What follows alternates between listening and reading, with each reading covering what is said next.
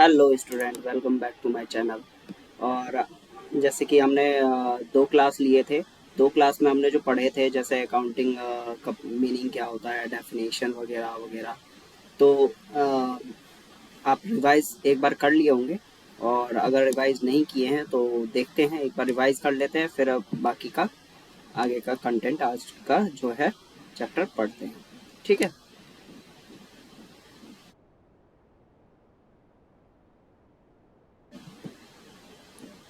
तो हमने पढ़े थे ये मीनिंग ऑफ अकाउंटिंग।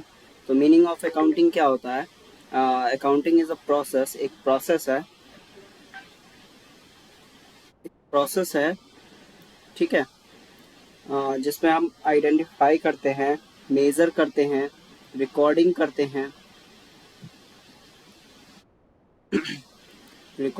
हैं, फिर कम्युनिकेट करते हैं।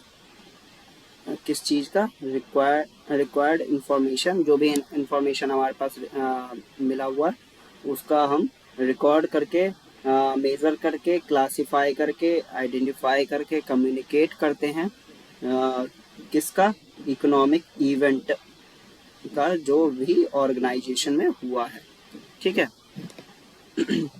तो हम किसको कम्युनिकेट करते हैं? हम कम्युनिकेट करते हैं to the users, to the director. ठीक है। जिससे डायरेक्टर को डिसीजन लेने में हेल्प मिलता है, शेयर होल्डर को डिसीजन लेने में हेल्प मिलता है कि हम इन्वेस्ट करें इस कंपनी में या नहीं करें। ठीक है। तो हमने यही पढ़े थे। उसके बाद हमने ये देखे थे functions of accounting. Functions of accounting में क्या है? Identifying, recording, classifying, summarising, analysing, interpretation and communication. ठीक है। तो ये फंक्शंस है, इन सब के बारे में हमने पढ़े थे। और फिर ऑब्जेक्टिव ऑफ अकाउंटिंग पढ़े थे। ऑब्जेक्टिव क्या है इसका? फिर बुक कीपिंग और अकाउंटिंग के बारे में पढ़े थे। बुक कीपिंग जो है वो जूनियर स्टाफ मेंटेन करता है, जो कि डे टू डे ट्रांजैक्शन का रिकॉर्ड करता है। ठीक है। और ये प्राइमरी स्टेज पे होता है। और वहीं पे अकाउंटिंग जो है वो सीनियर स्टाफ मेंटेन करता है, और ये सेकेंडरी स्टेज पे मेंटेन होते हैं। और बेस्ड किस पे है? अकाउंटिंग बुक कीपिंग पे। बुक अकाउंटिंग तभी हम कर सकते हैं जब बुक कीपिंग मेंटेन हो। ठीक है।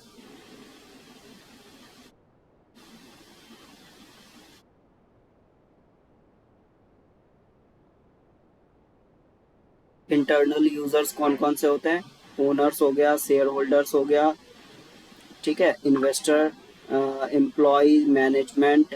और एक्सटर्नल यूजर्स कौन हो गए? Regulatory agency, labour union, stock exchange, public and other. ठीक है। ये सब हो गए यूजर्स, जिसको हम कम्युनिकेट करते हैं। ब्रांचेस ऑफ अकाउंटिंग हमने देखे थे। ब्रांचेस ऑफ अकाउंटिंग क्या है? फाइनेंशियल अकाउंटिंग है, कॉस्ट अकाउंटिंग है, मैनेजमेंट अकाउंटिंग है, टैक्स अकाउंटिंग है, सोशल रिस्पॉन्सिबिलिटीज है। सिस्टम देखे थे हमने, कौन कौन से सिस्टम से हम रिकॉर्ड करते हैं। सिंगल एंट्री सिस्टम से रिकॉर्ड करते हैं, डबल एंट्री सिस्टम से रिकॉर्ड करते हैं। सिंगल एंट्री सिस्टम क्या होता है? जो कि हम ये नहीं देखते कि किससे पेमेंट आया, किससे नहीं आया। हम डायरेक्ट एंट्री करते हैं कि जैसे हमने परचेज किया कोई मटेरियल, तो परचेज किया है तो परचेज टू कैश, और सेल किया है तो कैश टू सेल। या एक्सपेंसेस हुआ है, मैंने ऑटो का फेयर दिया है तो expenses account debit to cash account. ठीक है। तो ये हो गया सिंगल एंट्री सिस्टम। और डबल एंट्री सिस्टम में ये ऐसा होता है कि जैसे हमने राम से परचेज किया है तो purchase account debit to Ram account. फिर पेमेंट का एंट्री करते हैं, Ram account debit to cash account या बैंक अकाउंट। ठीक है। या हमने सेल किया है श्याम को, तो Shyam account debit to sell account. फिर श्याम से हमने पैसे लिए होंगे तो cash account debit to Shyam account. ठीक है। तो ये हो गया डबल एंट्री सिस्टम के हिसाब से। एडवांटेजेस हमने पढ़े थे, डिसएडवांटेजेस पढ़े थे। अकाउंटिंग इज अ साइंस और आर्ट। हम अकाउंटिंग को क्या बोलते हैं? साइंस बोलते हैं और आर्ट भी बोलते हैं। अकाउंटिंग क्या है, एक साइंस है या आर्ट है। हम क्यों बोलते हैं साइंस या आर्ट? साइंस इसलिए बोलते हैं क्योंकि हमारे पास जो है हमारे पास जो है अकाउंटिंग का रूल्स है, प्रिंसिपल्स है, कॉन्सेप्ट है, और तो इस वजह से इस अकाउंटिंग स्टैंडर्ड्स है, तो इस वजह से हम अकाउंटिंग को साइंस बोलते हैं, ठीक है। आर्ट्स क्यों बोलते हैं? जैसे कि हमने मीनिंग पढ़े थे कि accounting is a process of recording, identifying, recording, summarising. तो इन सब ये जो है प्रोसेस जो है वो हम क्या करते हैं, आइडेंटिफाई करते हैं, खोजते हैं, फिर उसको मेंटेन करते हैं, रिकॉर्ड करते हैं। तो ये सब क्या हुआ, एक कला हो गया। तो इस वजह से हमने बोल दिया अकाउंटिंग क्या है, एक आर्ट है।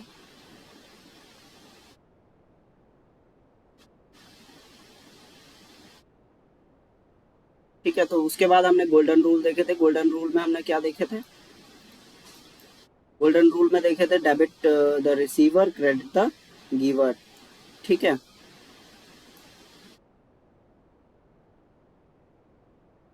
Debit the receiver, credit the giver, ये देखे थे। उसके बाद हमने क्या देखा? Debit what comes in, credit was goes out, ये सेकंड है। Debit all expenses and losses, credit all income and gains. ठीक है, तो ये हमारा क्या हो गया, गोल्डन रूल हो गया। ये स्टार लगा लो, ठीक है, ये बहुत जरूरी है। अगर ये याद नहीं हुआ तो हम कोई सा भी जनरल एंट्री पास नहीं कर सकते, हम अकाउंटिंग कर ही नहीं सकते। तो इसको तो रट जाओ, अपने माथे में घुसा लो कि ये हमें आना ही चाहिए, चाहे कैसे भी रटो। वो नोबिता वाला होता है ना, ब्रेड पे लगा के फिर लगा के खा लेता है तो याद रहता है। अगर वैसा अगर सिस्टम हो जाए तो वैसा कर लो, लेकिन इसको रट जाओ। ठीक है, फिर हम आते हैं नेक्स्ट पे। हमने कल और क्या पढ़े थे? हमने पढ़े थे बिजनेस ट्रांजैक्शन क्या होता है। बिजनेस ट्रांजैक्शन क्या होता है? ट्रांजैक्शन जो एक्सचेंज करते हैं गुड्स एंड सर्विसेज का फॉर कैश और क्रेडिट, या तो कैश में या क्रेडिट में, किससे? बिजनेस विद आउटसाइडर, आउटसाइडर से। ठीक है, उसको कहेंगे ट्रांजैक्शन, और यही अगर बिजनेस के लिए किए हैं तो ये हो गया बिजनेस ट्रांजैक्शन। ठीक है, उसके बाद एंटिटी क्या होता है? एंटिटी हो गया नाम। ठीक है, कंपनी का नाम, जैसे टाटा हो गया, रिलायंस हो गया, अमूल हो गया, सोनी हो गया, ये हो गया हमारा एंटिटी। फिर हमने ट्रांजैक्शन पढ़े, ट्रांजैक्शन यहीं पे हमने पढ़ चुके कि ट्रांजैक्शन होता है exchange of goods and services for consideration. Transaction वही होगा जिसके अगेंस्ट में हमें कुछ मिला होगा, रिसीव हुआ होगा, या तो पैसे मिले होंगे या हमें कुछ सामान मिला होगा। जैसे पिछले ज़माने में क्या होता था, पुराने ज़माने में, कि सामान के बदले सामान मिलता था। गाय के बदले घोड़ा देते थे, धान के बदले गेहूँ लेते थे। ठीक है, तो ये हो गया बार्टर सिस्टम के टाइप में, कि हमने कुछ सामान दिया और हमने कुछ सामान लिया। मेरे को कुछ का ज़रूरत है, मेरे को गाय का ज़रूरत है, और दूसरे को घोड़े का ज़रूरत है। तो मेरे पास गाय है, उसके पास मेरे पास घोड़ा है, उसके पास गाय है। तो हमने एक्सचेंज कर लिया कि भाई मैं गाय रख लेता हूँ, तू घोड़ा रख ले। ठीक है, तो ये हो गया बार्टर सिस्टम में। तो इसको भी हम कहते हैं एक्सचेंज। तो हमारा गुड्स का एक्सचेंज हो या सर्विसेज का एक्सचेंज हो, उसको हम उस और उसके बदले में मुझे कुछ मिल रहा है, तो उसको ही हम कहेंगे ट्रांजैक्शन। ठीक है, एसेट क्या होता है? एसेट होता है हमारा संपत्ति। दो तरीके के एसेट होते हैं, नॉन करेंट एसेट और करंट एसेट। ठीक है, नॉन करेंट एसेट और current asset. Non current asset कौन सा होता है? जो हमारा 1 ईयर से ज़्यादा यूज़ होता है। ठीक है, और करंट एसेट क्या होता है? जो 1 साल के अंदर अंदर यूज़ होता है। ठीक है, नॉन करंट एसेट में भी दो तरीके के एसेट है।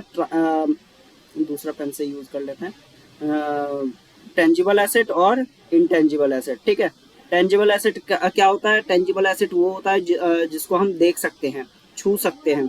ठीक है, जैसे कि land and building, plant and machinery, furniture, office equipments, ये सब क्या हो गया? टेंजिबल एसेट हो गया। इंटेंजिबल एसेट क्या हो गया? गुडविल हो गया, पेटेंट हो गया, ट्रेडमार्क हो गया, कॉपीराइट हो गया, कंप्यूटर सॉफ्टवेयर हो गया। तो ये सब को हम देख नहीं सकते। इंटेंजिबल एसेट का मतलब क्या होता है, जिसको हम देख नहीं सकते, ठीक है। तो इन सब को हम देख नहीं सकते, तो इसीलिए ये हमारा इंटेंजिबल एसेट है। फिर हमारा आ गया डेटर्स। डेटर्स ये करंट एसेट आ गया। करंट एसेट में क्या हो गया, जैसे कि हमारा डेटर्स हो गया, बिल रिसीवेबल हो गया, कैश इन हैंड हो गया, कैश एट बैंक हो गया, चेक हो गया, ड्राफ्ट हो गया, ड्राफ्ट इन हैंड हो गया, स्टॉक हो गया, प्रीपेड एक्सपेंसेस हो गया। तो ये सब क्या हो गया, हमारा करंट एसेट हो गया, ठीक है। एसेट का डेफिनेशन क्या है, जो हमारा हो, ओन्ड, जो हमारा हो और उस पे मेरा कंट्रोल हो। अगर मेरा है लेकिन मेरा उस पे कंट्रोल नहीं है, तो उसको हम एसेट नहीं कहेंगे। जिस पे मेरा, जो चीज मेरा है और मेरा ही कंट्रोल है, उसको ही हम कहेंगे एसेट, ठीक है। लाइबिलिटी क्या होता है, लाइबिलिटी होता है देनदारी, ठीक है। लाइबिलिटी होता है देनदारी। ये भी हमारा दो तरीके का होता है, एक होता है नॉन करंट एसेट, एक होता है current asset. Non current asset क्या होता है, जो हमारा लंबा टाइम का चलता है, मोर देन 1 ईयर, ठीक है। जैसे कि बैंक लोन हो गया, मॉर्गेज हो गया, loan from other financial institute हो गया, अदर लॉन्ग टर्म लाइबिलिटी हो गया, ठीक है। तो इसको कहेंगे हम non current liability. Current liability में क्या हो गया, क्रेडिटर हो गया, बिल पेबल हो गया, आउटस्टैंडिंग एक्सपेंसेस हो गया, बैंक ओवरड्राफ्ट हो गया। तो ये सब क्या हुआ, हमारा करंट एसेट हो गया, करंट लाइबिलिटी हो गया, ठीक है। Trade receivable. ट्रेड रिसीवेबल क्या होता है, ट्रेड रिसीवेबल होता है debtors plus bill receivable. Debtors को भी हम ट्रेड रिसीवेबल में इंक्लूड करते हैं, बिल्स रिसीवेबल को भी ट्रेड रिसीवेबल में इंक्लूड करते हैं। फिर ट्रेड पेबल क्या हो गया, ट्रेड पेबल में हमारा क्या आता है, क्रेडिटर आता है प्लस बिल्स पेबल आता है, जो बिल्स बच गए हैं पेमेंट करने के लिए, ठीक है। कैपिटल क्या होता है, कैपिटल होता है इन्वेस्टमेंट जो हमने लगाया है स्टार्टिंग में, बिजनेस स्टार्ट करने टाइम में, उसको कहते हैं कैपिटल। सेल्स क्या होता है, जो हम पूरे साल में सेल किए रहते हैं, अपने गुड्स एंड सर्विसेज प्रोवाइड किए रहते हैं, डिलीवर किए रहते हैं, उसको हम कहते हैं सेल्स, चाहे वो कैश में हो चाहे वो क्रेडिट में हो, ठीक है। उसके बाद होता है रेवेन्यू। रेवेन्यू क्या होता है, जो हमने सेल किए हैं उससे हमने जो पैसे अर्न किए होंगे उसको कहते हैं रेवेन्यू, ठीक है। एक्सपेंसेस क्या होता है, जो एक्सपेंस, जो एसेट के लिए, एसेट कंज्यूम करने के लिए जो हमने खर्चे किए हैं, सर्विस कंज्यूम करने के लिए जो खर्चे किए हैं, उसको कहते हैं एक्सपेंसेस। जैसे मैंने लैपटॉप खरीदने के लिए गया शोरूम में, ठीक है, या शॉप पे गया, तो मैं यहाँ से एक्सपेंस, ऑटो में गया तो ऑटो का किराया दिया होगा मैंने, तो वो मेरा क्या है, एक्सपेंसेस है, ठीक है। क्यों किया मैंने एक्सपेंसेस, क्योंकि मेरे को एसेट परचेज करना था, एसेट कंज्यूम करना था, तो इस वजह से मैं गया, वहाँ पे जाने में खर्चा हुआ, तो उसको क्या कहेंगे, एक्सपेंसेस कहेंगे। एक्सपेंडिचर क्या होता है, एक्सपेंडिचर भी एक क्या कहते हैं, एक्सपेंडिचर भी खर्चा ही है, जो कि जिससे हमें बेनिफिट मिलता है। जैसे हमने सेल किया है, तो सेल में एडवर्टाइजमेंट वगैरह किया होगा, कमीशन वगैरह दिया है, तो वो मेरा क्या हुआ, एक्सपेंडिचर हुआ, ठीक है। वो मैंने एसेट कंज्यूम करने के लिए नहीं है, अपने बिजनेस को बढ़ाने के लिए किया है, तो उसको हम एक्सपेंडिचर कहेंगे। प्रॉफिट क्या होता है, प्रॉफिट क्या होता है, रेवेन्यू ओवर एक्सपेंसेस। एक्सपेंसेस जितना किया उससे ज़्यादा हमारा रेवेन्यू आया है, तो उसको, वो हमारा क्या हुआ, प्रॉफिट हुआ। गेन क्या हुआ, गेन हो गया मतलब अचानक सा कुछ, अचानक से कुछ प्रॉफिट हो जाना। जैसे कि मैंने कोई मशीनरी ये खराब हो गया था, पुराना हो गया था, उसको मैंने सोल्ड कर दिया, ठीक है, सेल कर दिया, तो उससे मेरे को पैसे जनरेट हो गया, तो वो मेरा क्या हुआ, गेन हो गया, ठीक है। लॉस क्या हुआ, अगर मेरा एक्सपेंसेस बढ़ गया है और रेवेन्यू कम है, तो मेरा लॉस हो जाएगा, ठीक है। डिस्काउंट क्या हो गया, जैसे मैं दुकान पे गया लैपटॉप लेने के लिए, 47,000 का था, वो मेरे को 45,000 में दे दिया, तो मेरा 2,000 का डिस्काउंट हो गया, तो डिस्काउंट इसको कहते हैं। वाउचर्स क्या होता है, वाउचर होता है जो कि ट्रांजैक्शन का एविडेंस होता है। मतलब मैंने ट्रांजैक्शन किया, अब मेरे को उसने स्लिप दे दिया कि मैंने पेमेंट किया है। जैसे हम पेमेंट करते हैं तो पेटीएम से या कुछ किसी से भी, तो एक वाउचर बन के आ जाता है कि पेमेंट हमने इस बंदे को किया है। ठीक है, तो ये क्या हो गया, एक एविडेंस है, प्रूफ है, तो उसी को वाउचर्स कहते हैं। गुड्स क्या होता है, गुड्स होता है हमारा इन्वेंट्री, टेंजिबल गुड्स है, टेंजिबल एसेट है, ठीक है, और करेंट एसेट भी है।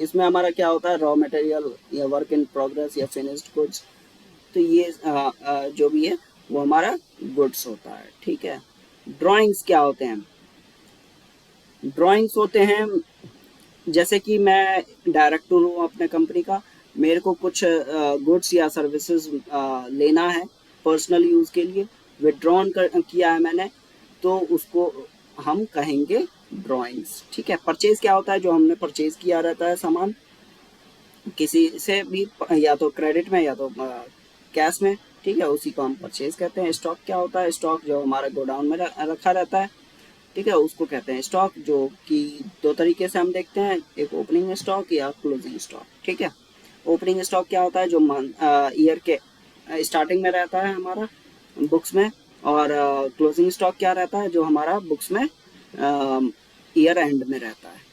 ठीक है, जो हमारा बच जाता है साल के अंत में। बैलेंस शीट हमने देखे थे, आपको मैंने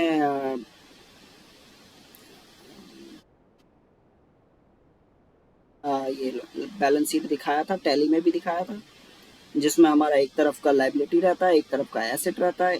लाइबिलिटी में क्या रहेगा, कैपिटल रहेगा, ना क्रेडिटर रहेगा, बिल्स पेबल रहेगा, एक्सपेंडिचर आउटस्टैंडिंग एक्सपेंसेस रहेगा, लोन्स रहेगा। ठीक है, एसेट के तरफ क्या रहेगा, लैंड रहेगा, बिल्डिंग रहेगा, फर्नीचर रहेगा, मशीनरी रहेगा, स्टॉक रहेगा, बिल रिसीवेबल रहेगा, डेटर्स रहेगा। ठीक है, कैपिटल एक्सपेंडिचर के बारे में पढ़े थे हमने। कैपिटल एक्सपेंडिचर क्या होता है, मोटा एक्सपेंडिचर जो कि हम किसी एसेट को परचेज करने के लिए करते हैं। जैसे कि मैंने मशीनरी परचेज कर लिया, तो उसमें मैंने खर्चा किया, तो वो मेरे लिए हुआ कैपिटल एक्सपेंडिचर। ठीक है, यहाँ पे लिखा हुआ है क्या, expenditure which are only for acquisition of fixed asset। Fixed asset को ही परचेज करने के टाइम में जो हम खर्चा करते हैं वो होता है कैपिटल एक्सपेंडिचर। रेवेन्यू एक्सपेंडिचर क्या होता है, जो हम बेनिफिट अपने सेल के लिए करते हैं। बेनिफिट मेरे को किससे मिलेगा, बिजनेस में सेल से मिलेगा, तो सेल में जो हमने खर्चा किया है सेल करने में, उसको कहेंगे रेवेन्यू एक्सपेंडिचर। रेवेन्यू मतलब जो हमारा सेल से मिलता है उसको कहते हैं रेवेन्यू, और उसके लिए हम जो खर्चा करते हैं उसको कहते हैं रेवेन्यू एक्सपेंडिचर। ठीक है, तो देखो क्या क्या हम करते हैं, एडवर्टाइजमेंट करवाते हैं, मैन्युफैक्चरिंग एक्सपेंसेस होता है, सेलिंग एक्सपेंसेस होता है, ऑफिस एक्सपेंसेस होता है, डे टू डे एक्सपेंसेस होता है, ऑटो का किराया हो गया, ये हो गया, फलाना हो गया, ढिमकाना हो गया, तो ये सब क्या हो गया, रेवेन्यू एक्सपेंडिचर हो गया। ठीक है, रेंट हो गया, सैलरी हो गया, तो ये सब क्या हो गया, रेवेन्यू एक्सपेंडिचर हो गया। तो हमने अभी तक यहाँ तक पढ़े थे, रेवेन्यू एक्सपेंडिचर तक। ठीक है, अब हम क्या पढ़ेंगे,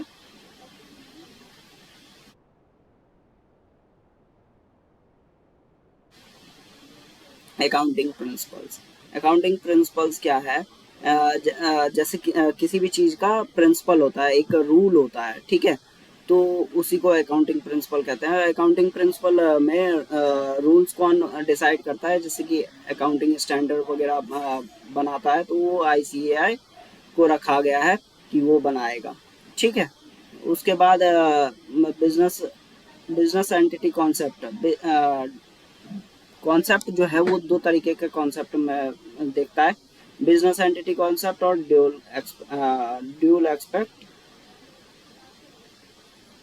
कॉन्सेप्ट। ठीक है, फिर अकाउंटिंग पीरियड कॉन्सेप्ट, फिर going concern concept, cost accounting concept, तो इतने सारे कॉन्सेप्ट है। Money measurement concept, matching concept, accounting equivalence concept, realisation concept, objective evidence concept और वेरिफिकेबल ऑब्जेक्टिव कॉन्सेप्ट। ठीक है, इतने टाइप्स के कॉन्सेप्ट हैं जो कि हम अकाउंटिंग में फॉलो करते हैं।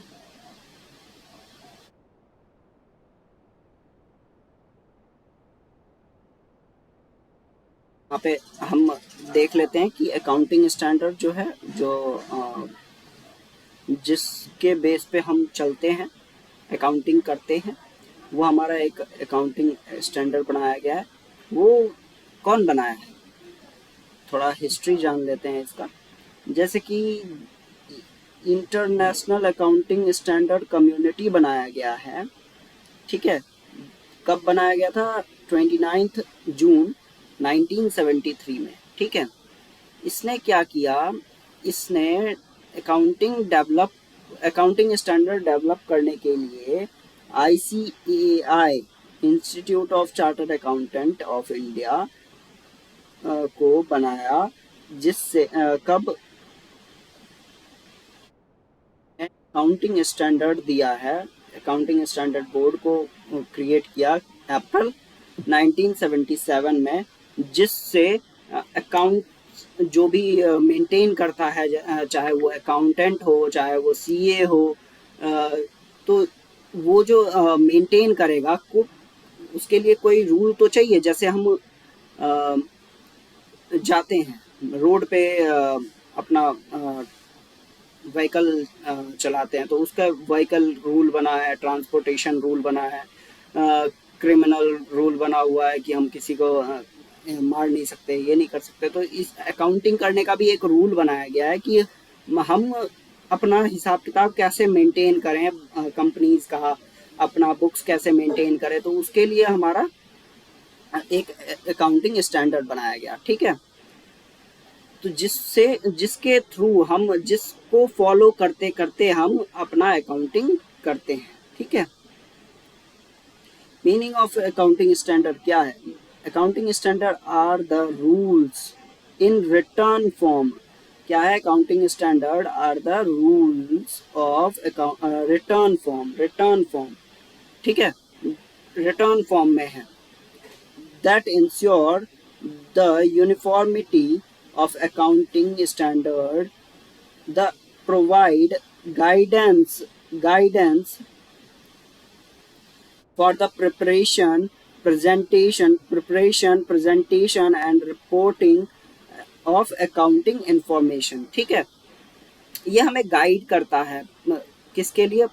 प्रिपरेशन के लिए, कैसे हम अपना बुक प्रिपेयर करें, कैसे हम प्रेजेंट करें सामने वाले यूजर्स को, कैसे हम रिपोर्ट करें। ठीक है, अकाउंटिंग इंफॉर्मेशन को, तो ये सब हमें सिखाता है अकाउंटिंग स्टैंडर्ड। ठीक ठीक है, उसी को हम कहते हैं अकाउंटिंग स्टैंडर्ड।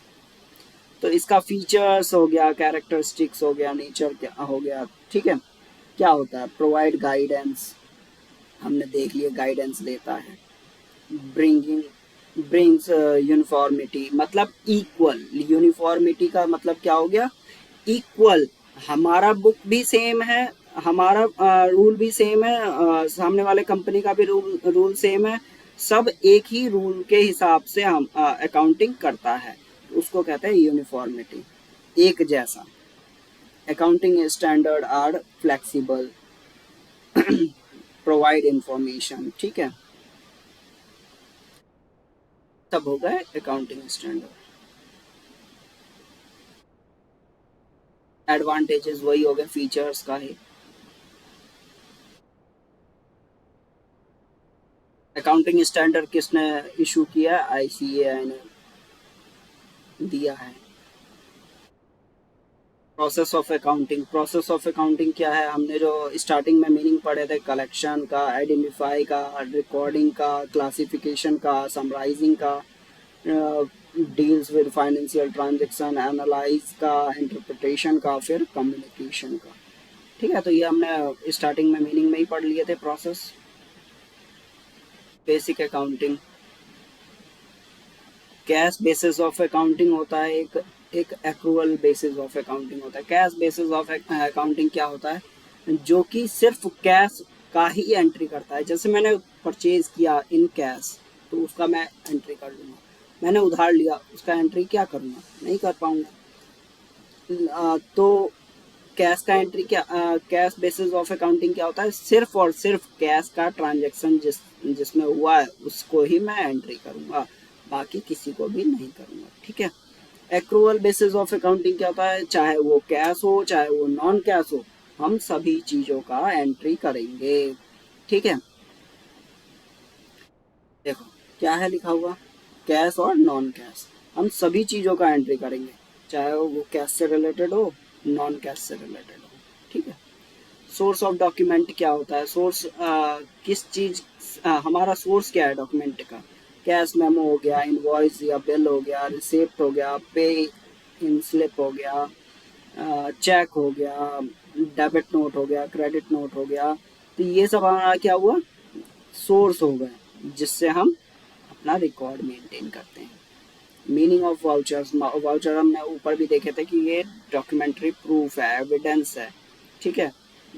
हमने ट्रांजैक्शन किया है, कैश दिया है, परचेज किया है, तो ये हो गया डॉक्यूमेंट्री प्रूफ।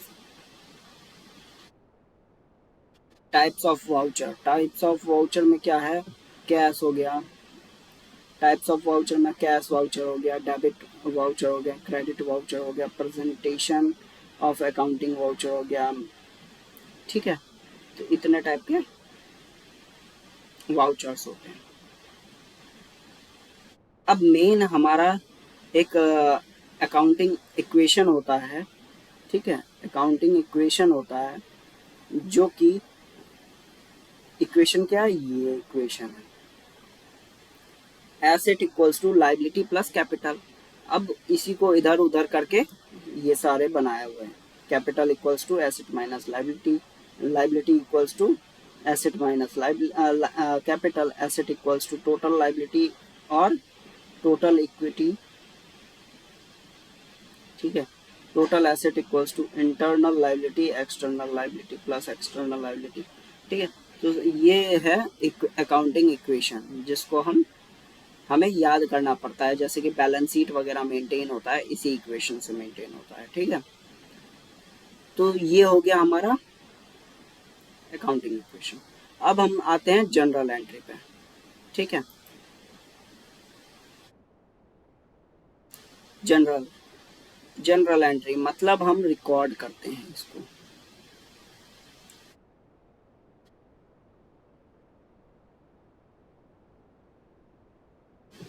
रिकॉर्डिंग जो बोलते हैं, रिकॉर्डिंग, रिकॉर्डिंग इसी को बोलते हैं। ठीक है। रिकॉर्डिंग हम किस में करते हैं, जनरल में करते हैं।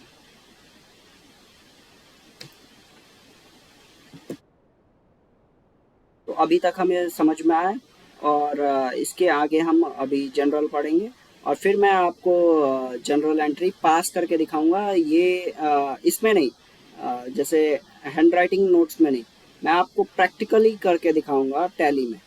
ठीक है। जिससे आपको समझ में आ पाएगा, जैसे कोई बिगिनर होता है, जैसे आप जॉब करना चाह रहे हो तो उसमें आपको हेल्प मिलेगा। जैसे कि टैली सीखते हो आप जाके, तो साथ साथ में आप टैली भी चलाना सीख सकते हो, टैली के बारे में भी जान सकते हो।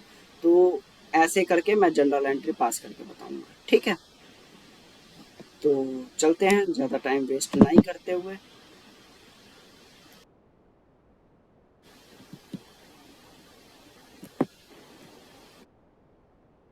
ठीक है। तो ये जनरल एंट्री को ही हम कहते हैं रिकॉर्डिंग। ठीक है। तो जनरल एंट्री को कैसे पास करना है ये देखते हैं। Process of recording, identification of financial transaction. हम आइडेंटिफाई करेंगे कि फाइनेंशियल ट्रांजैक्शन क्या है, फाइनेंशियल ट्रांजैक्शन है या नहीं है। फिर एनालाइज करेंगे ट्रांजैक्शन को। ठीक है। एनालाइज करेंगे, एनालाइज करेंगे, फिर application of rules of debit and credit rules. Debit and credit rules मतलब गोल्डन रूल जो हमने पढ़े थे, उसको हम अप्लाई करेंगे इस पे एनालाइज करने के बाद, ठीक है। उसके बाद करेंगे रिकॉर्डिंग। तो ये है प्रोसेस ऑफ रिकॉर्डिंग, ठीक है, याद कर लो। प्रोसेस ऑफ रिकॉर्डिंग क्या है, सबसे इम्पोर्टेंट ये है, ठीक है। प्रोसेस ऑफ रिकॉर्डिंग आइडेंटिफाई करना कि फाइनेंशियल ट्रांजैक्शन है या नहीं है, फिर उसको एनालाइज करना कि ट्रांजैक्शन है क्या, उसके ऊपर फिर अप्लाई करना है golden rule, debit and credit rule, ठीक है। उसके बाद जब रूल आपको पता चल जाएगा कि क्या रूल है जो हम इसमें अप्लाई कर सकते हैं, फिर उसको हम क्या करेंगे, रिकॉर्ड करेंगे अपने बुक्स में, ठीक है। तो ये 4 प्रोसेस जो है वो मेन है, इसको आप याद कर लो।